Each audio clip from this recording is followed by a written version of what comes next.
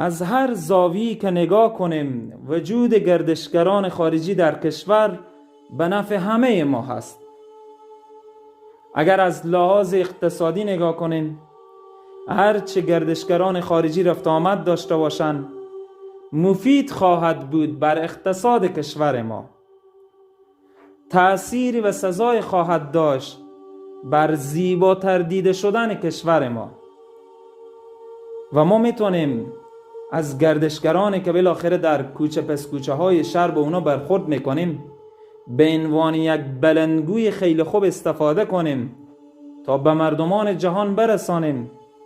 مردمان جهان، مردمان کشورهای مختلف، ببینیم ما همچون فرهنگ والای داریم، ببینیم ما همچون خلق خوب و رفتار نیک با بقیه داریم، ببینیم ما همچون صفت خیلی خوبی داریم، ببینیم ما چقدر مهمان نواز هستیم.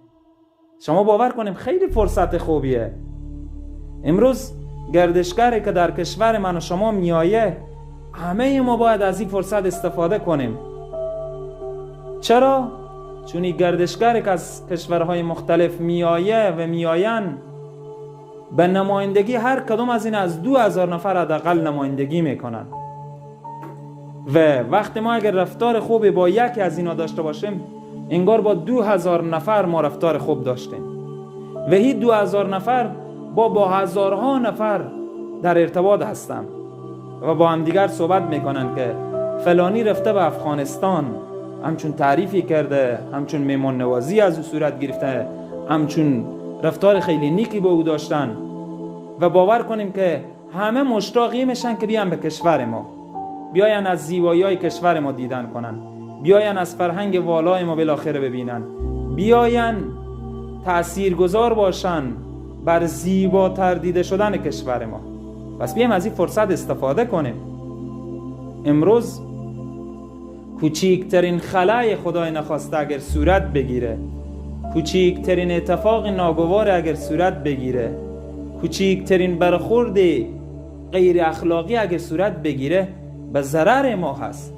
اما قسمی که در ابتدا گفتم به فایده ما هست و به نفع ما هست، اگر برخورد نیکی نداشته باشه یکی از ما به ضرر ما تموم میشه. پس از این فرصت استفاده کنیم. در هر جایی که شما میبینیم خیلی مؤدبانه، خیلی محترمانه اگر میبینیم بچه های خرد اذیت میکنن، متاسفانه چیزی که خیلی مرا آزار میده، بعض از این گردشگرانه که بعض اینا میبینن فکر میکنن یک بانک پولیه، فکر میکنن تمامی کیسه از اینا پر از پوله، 3-4 تا از بچه های خود جمع میشن پول بده بره ما، باز اشاره میکنن که پول بده بره ما. واقعا دردآوره. اگر میخوایم که چیزی خوبی از کشور ما ثبت کنن، شما ببینیم گردشگرانی که به افغانستان میاین بر علاوه‌ای که خود اینا چشم دید خود میبینن، هر کدوم اینا یک دوربین هم دارن، در صفحات مجازی خیلی هم فعالن و آنلاین پخش مستقیم فیلم میگیرن، نشر میکنن در صفحات بزرگ، در چینل یوتیوب هایی که دارن تا همه ببینن. پس خوبه که ما به جای از اینکه خدای نخواسته چیزی بد از کشور ما ثبت بشه، خاطره بد به ذهن از اینا باشه، بیایم از این فرصت ها استفاده کنیم، بیایم فرهنگ اصیل افغانی خود برای از اینا برسانیم، حتی بیایم از این فرصت استفاده کنیم با اخلاق اسلامی اینا را آشنا کنیم.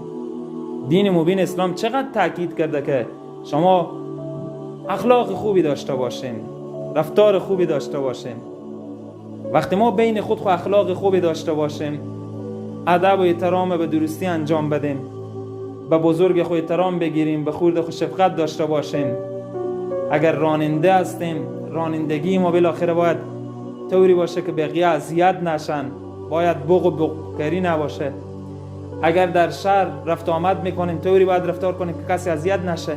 خب گردشگر میبینه که این مردم به بین خود چگونه هستن، میبینه که چقدر تبسم بر لبان از اینا هست، میبینه که چقدر اینا با همدیگر سلام علیک دارن، با همدیگر احوال پرسی دارن، میبینه که اینا چقدر شهر اینا تمیزه.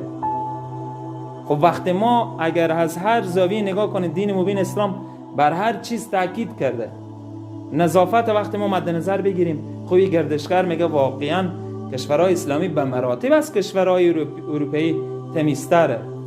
وقتی ما با واقعیت بفهمیم و درک کنیم و مد نظر بگیریم وجود فضای سبز، وقتی گردشگر به کشور ما میایه، به شهر ما میایه و این پارک‌های بزرگ بزرگ ببینه، این بلوارهای سرسبز ببینه، این جاده‌های سرسبز ببینه، خب میگه به مراتب از اروپا سرسبزتره.